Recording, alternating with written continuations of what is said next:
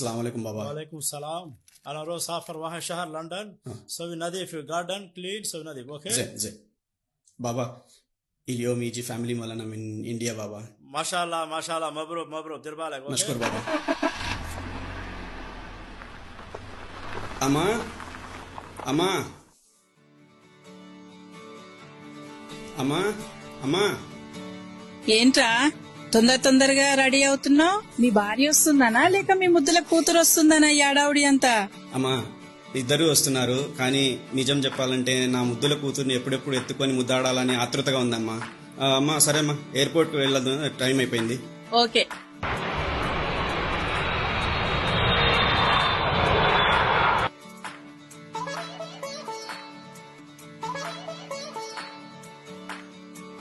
నానమ్మా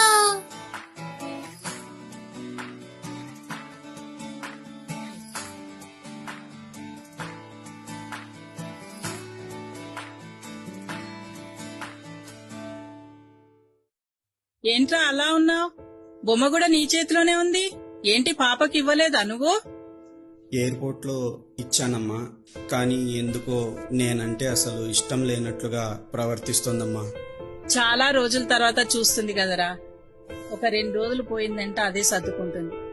బాధపడకురా, నువ్వు వెళ్లి భోంచేసి పడుకో. ఉదయాన్నే చాలా పనులున్నాయి.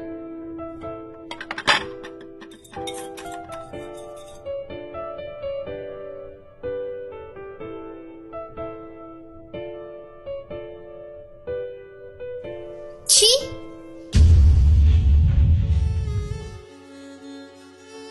ఏంటే వచ్చినప్పటి నుంచి చూస్తున్నాను.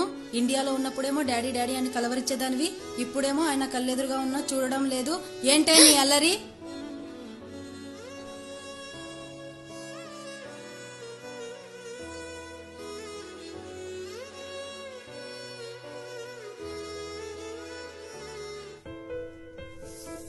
వెళ్ళి స్నానం చేసి రమ్మ, టిఫిన్ చేద్దు కానీ.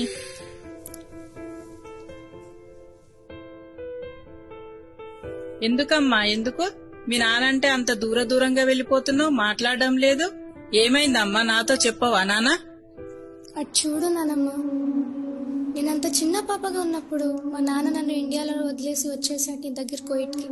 ఇప్పటి వరకు ఇండియాకి రాలేదు. ఎప్పుడు ఫోన్లోనే మాట్లాడతాడు. నా మీద నిజంగానే ప్రేమ ఉంటే మా నాన్న నా దగ్గరికి వచ్చేవాడు కదా నానమ్మ.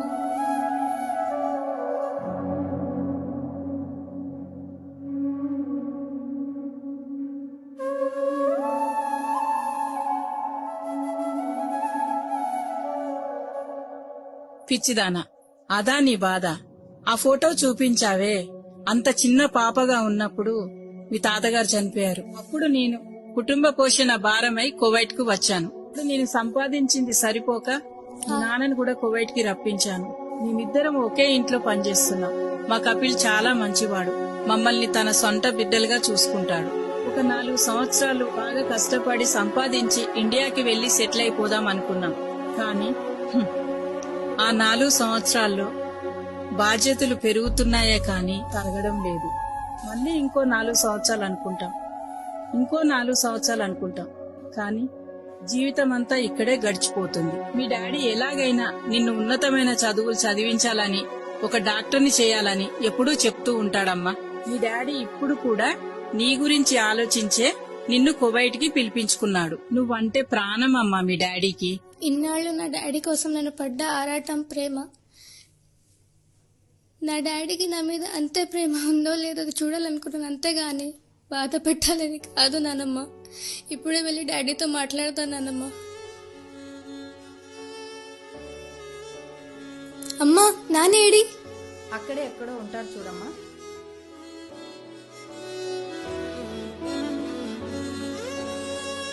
నానా, నానా,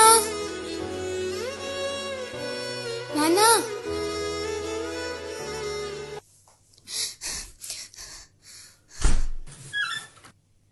డాడీ,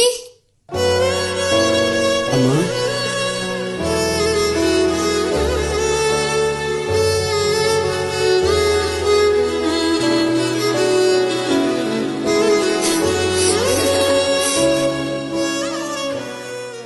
ప్రపంచంలో ప్రతి మగాడు తన భార్యని మహారాణిలా చూసుకుంటాడో లేదో తెలియదు, కానీ ప్రపంచంలో ప్రతి తండ్రి తన కూతుర్ని యువరాణిలా చూసుకోవాలనుకుంటాడు.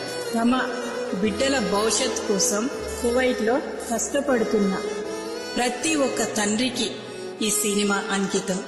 Happy father's day.